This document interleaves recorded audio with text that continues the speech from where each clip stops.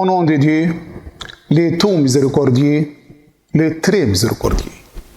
Que la prière et la paix soient sur notre prophète Mohammed, ainsi que sur sa famille pure et ses compagnons choisis. Dieu, le Tout-Puissant, dit dans le Saint-Coran, c'est lui qui a élu parmi les habitants de la Mecque un prophète parmi eux pour leur réciter ces versets, les purifier et leur enseigner le livre et la sagesse. Bien qu'auparavant ils fussent dans un égarement flagrant. Sourate les vendredis, verset 2.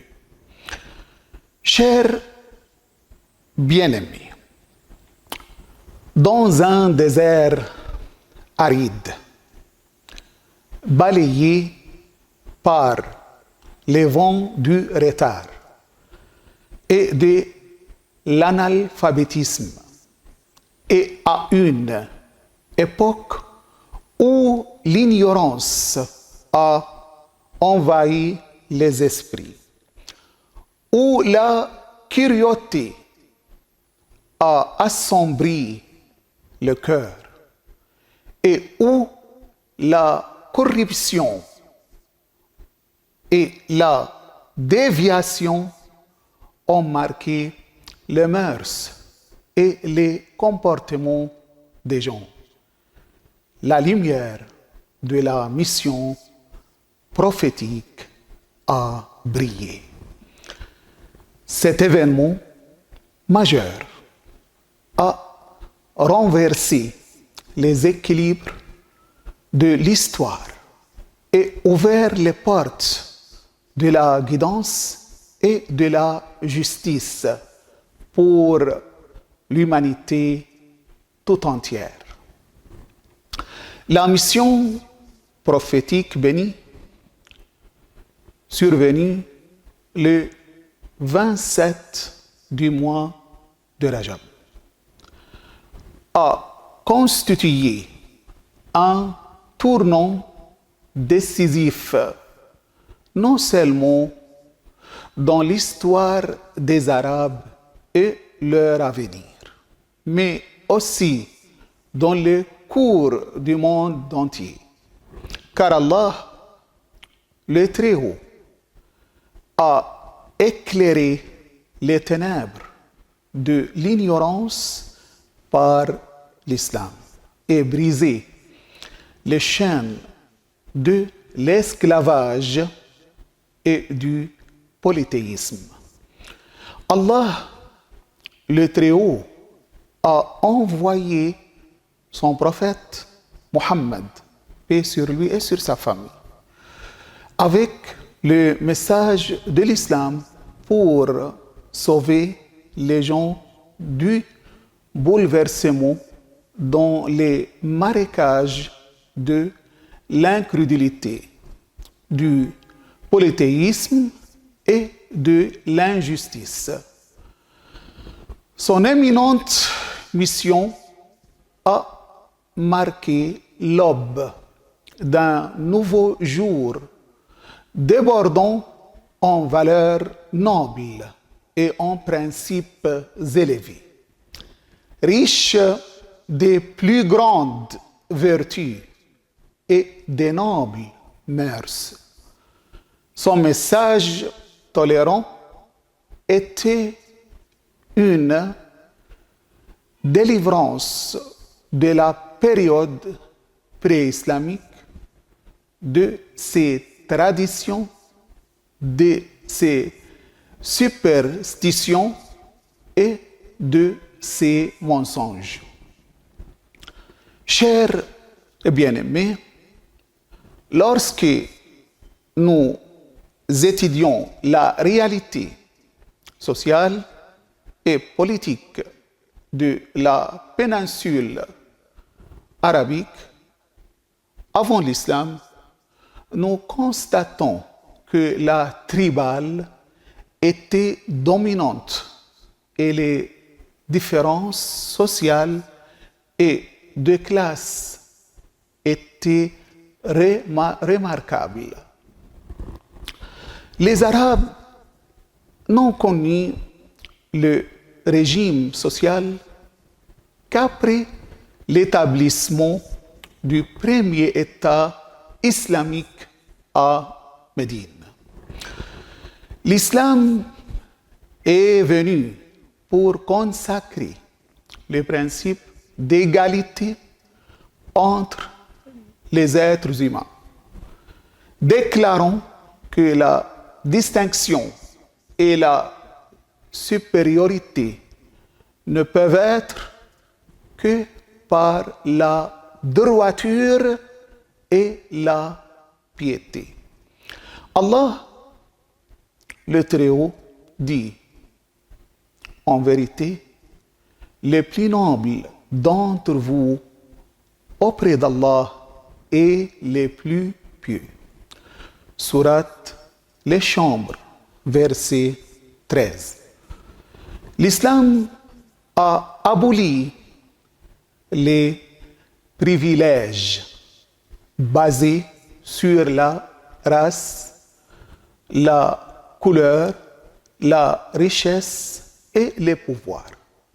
Le messager d'Allah, paix sur lui et sur sa famille, a dit: ô vous les gens, certes, votre Seigneur est unique, et certes, votre Père est unique.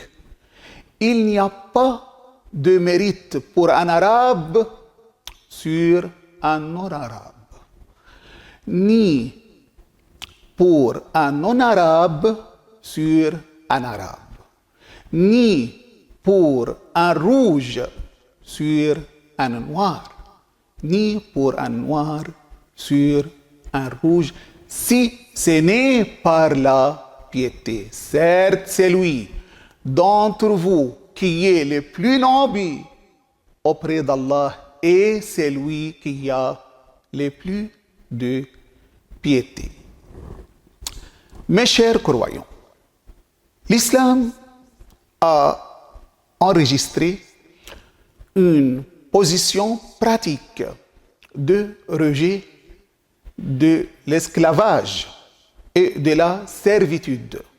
Et bien qu'il n'ait pas pu abolir l'esclavage d'un seul coup en raison de nombreuses considérations imposées par les circonstances économiques et politiques, il a cependant établi un système rigoureux pour la libération des esclaves de manière progressive et méthodique. La législation islamique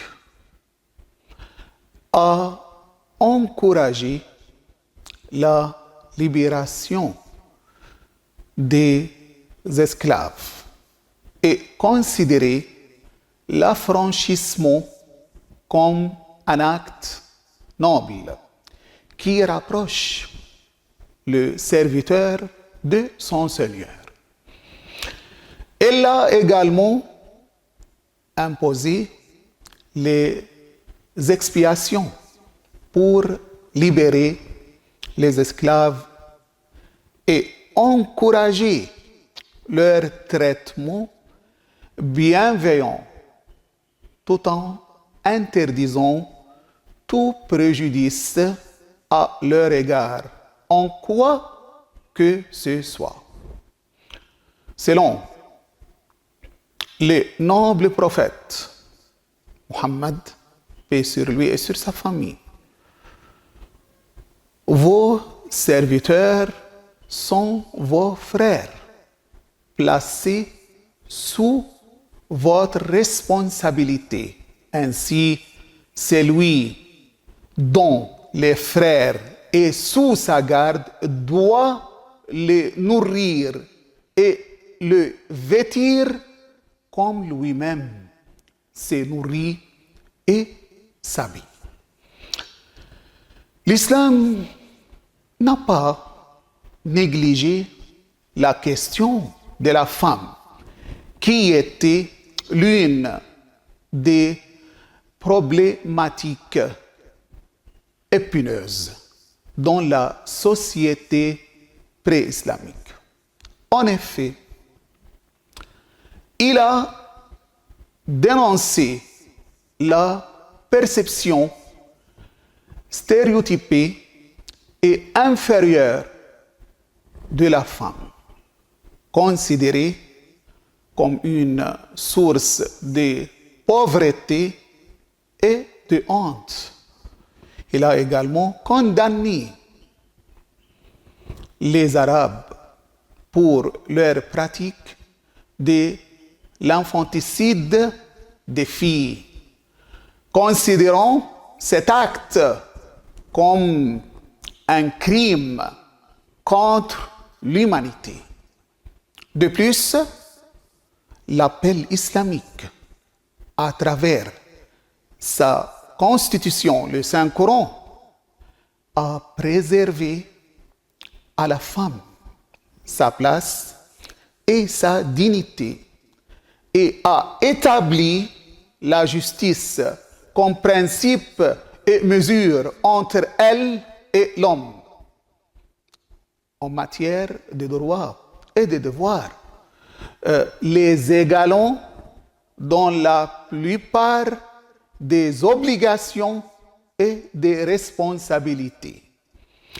Il a considéré la femme comme la moitié de la société et la partenaire de l'homme dans la construction du présent et la planification de l'avenir, et a reconnu pour elle ce qui lui était interdit pendant la période pré-islamique.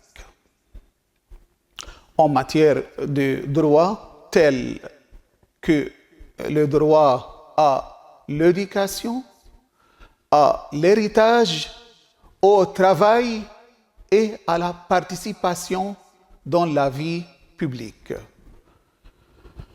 Le prophète Mohammed, paix sur lui et sur sa famille, a dit: prenez soin des femmes.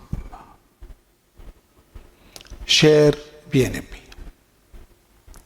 le commerce a constitué les piliers de l'économie des tribus arabes.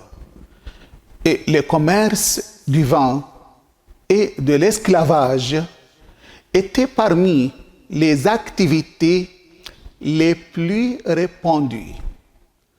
Les transactions commerciales reposaient sur l'usure, le monopole et l'exploitation, ce qui a conduit à la propagation de la pauvreté et à l'augmentation des souffrances des classes défavorisées.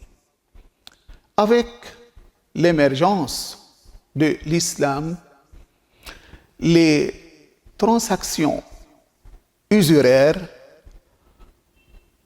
ont été interdites et l'accent a été mis sur le travail et la production.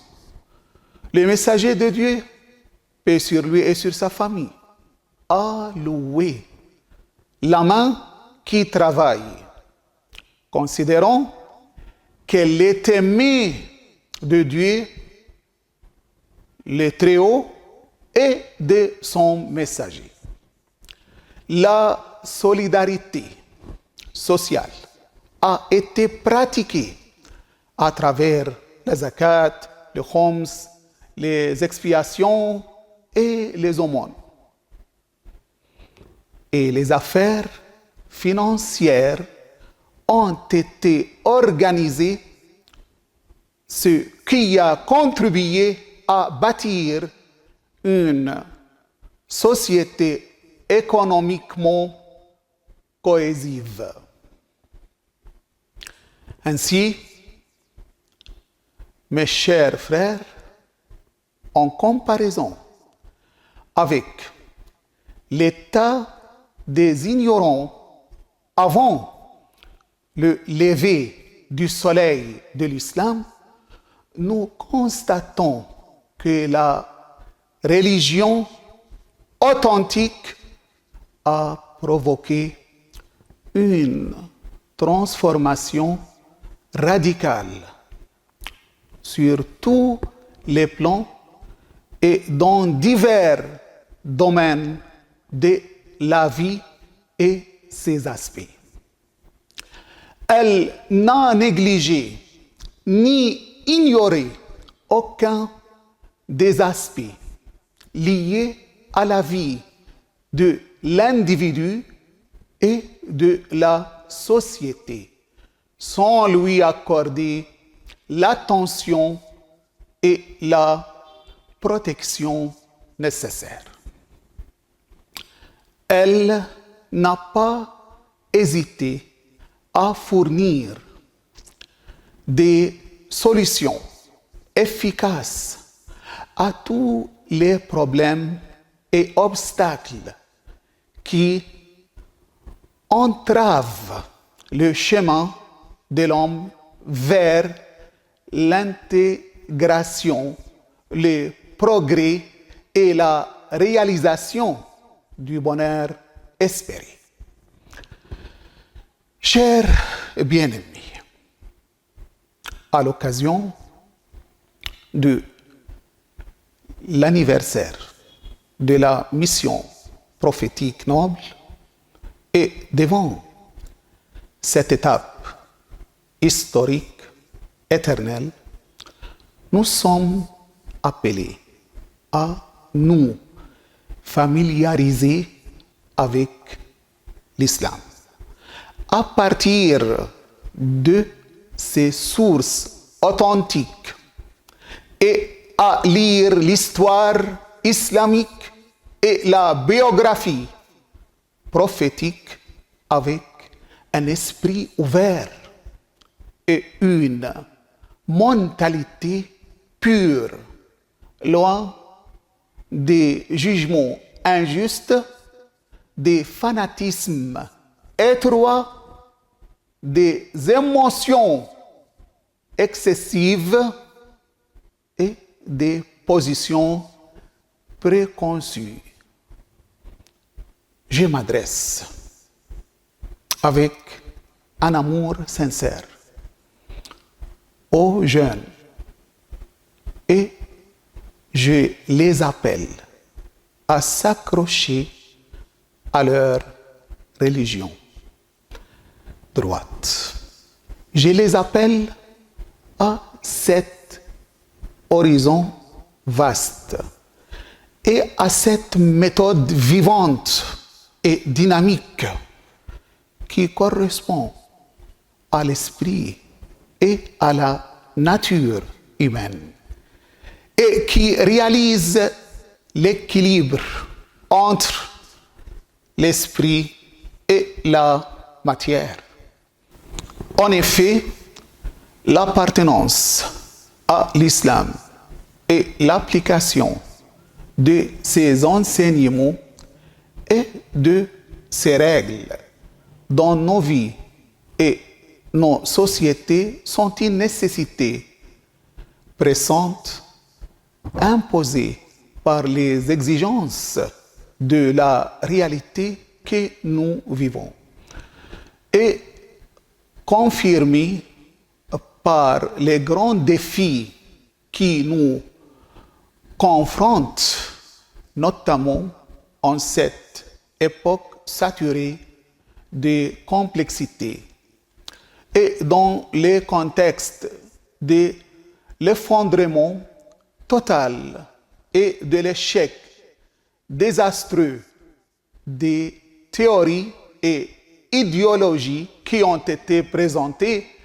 comme un substitut aux religions célestes et aux lois divines et qui ont été commercialisées comme un moyen unique pour réaliser la sécurité, le bonheur et le bien-être de l'humanité. À cette occasion bénie, nous renouvelons notre loyauté et notre gratitude au messager de la miséricorde, de la guidance et de l'humanité, Mohammed, paix sur lui et sur sa famille. En appréciant tous les sacrifices et les efforts colossaux